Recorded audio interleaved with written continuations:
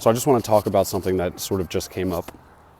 I'm currently doing a leaf cleanup for one of my clients. This is actually one of my most profitable clients, one of my best clients, as a matter of fact.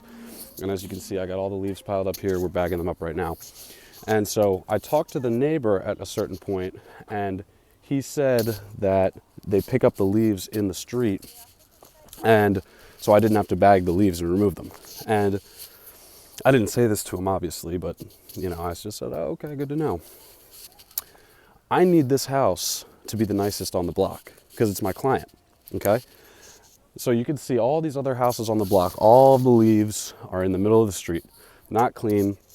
And then you look at this house on the corner, crisp, okay? Absolutely crisp, just like that, just like you can see.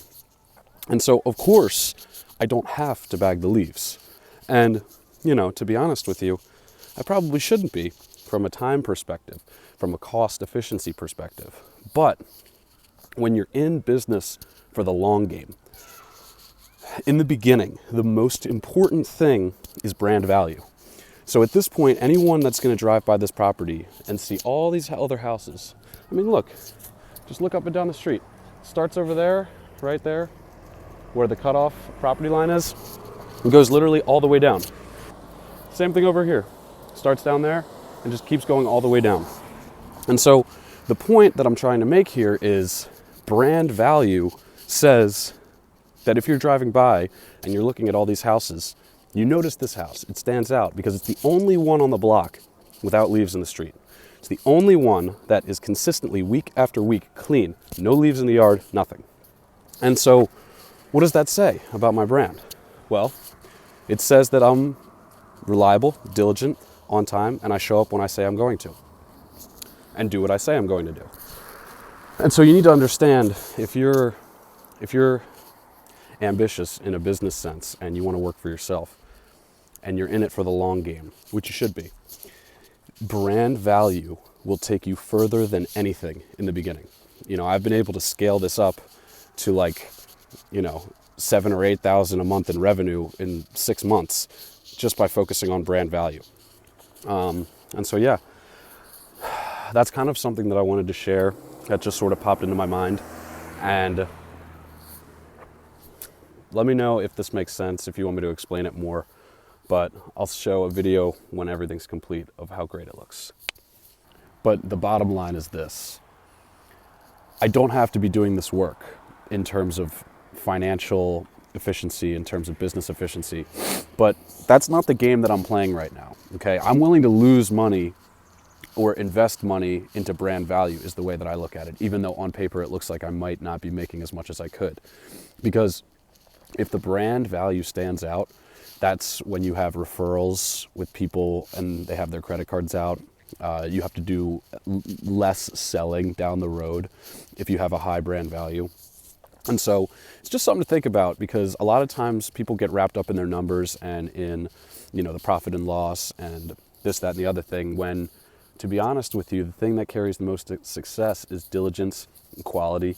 And the market is never saturated because most people don't really do their jobs all that correctly. And so understand that brand value in the beginning of a business will take you further than anything. So you see what I mean? All over the place, all up and down the block, except for right here. Beautiful corner lot.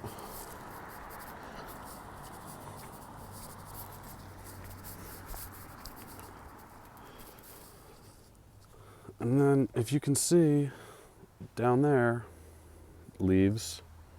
You can see over here, leaves. You can see over here, leaves. Everywhere, leaves.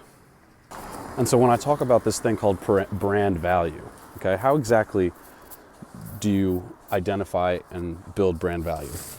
So let's take what I'm doing, for example, okay? Landscaping is a type of industry where usually people want to do one of two things. Either all they want to do is cut grass, or all they want to do is projects and concrete and all that stuff. My business philosophy that I gathered after about 6 to 8 weeks of getting into this industry is, in order to be disruptive, I have to be willing to do everything. And I've been able to get a lot of clients on board because I'm able to do everything. And in the beginning, all I wanted to do was cut grass, right? And then after that, all I wanted to do was projects and cleanups. And it's only, not now, it was a few months ago when I really realized this, but at this point, I know that the most profitable thing is to do both. And so how do I make that profitable? I toyed around with a lot of different pricing systems. I toyed around with hourly by myself at first. And, as my tools got better and better and I was able to get the work done faster and faster, the hourly rate was not profitable for me anymore. Because I would show up to a property and I would do 2 hours of work, making everything look crazy. Should have been like $500. At $50 an hour, it's $100. It's not great. And so then I had people working for me and decided to, kind of charge based off of a number, just an arbitrary number, 2,000, 1,000, 3,000, whatever it may be. But now I've got my pricing system down to a science, okay? I charge $125 for every truck that shows up to the job site. I charge an extra $100 if we have to bring a trailer. I charge $125 for a dumping and removal fee. And then I charge $75 per man per hour, okay? And so that allows me to not only cover all my expenses, cover all my payroll, I make money, I can reinvest into the business, I can pay my own bills. It allows everybody to win. And it allows us to take our time and make sure the work is done to the best quality possible for the client. Because, sometimes in the past I would have a job and I would need to have the Mexicans home by like 4 o'clock. And so I would, kind of be rushing through the final stages of the job from 1:30 to 2 o'clock of the cleanup. But this is different, because let's say I have to stay extra time, then I can just pay them overtime out of the hourly rate that I'm charging people. So it really works out for everyone, and it's a great system. And at the end of the day, it's an incredibly profitable business model with really good margins, because at the end of the day, these Chibata Mexicans are only $150 for the day. $200, $250 if they're really good, really experienced running a crew. So just a little video kind of ranting and kind of just talking about the business and brand value. If you have any questions about anything, leave them in the comments. But, I really just kind of wanted to put all my thoughts together on this and make a video about it. So hope you enjoyed it. Thanks. See you next time. Oh.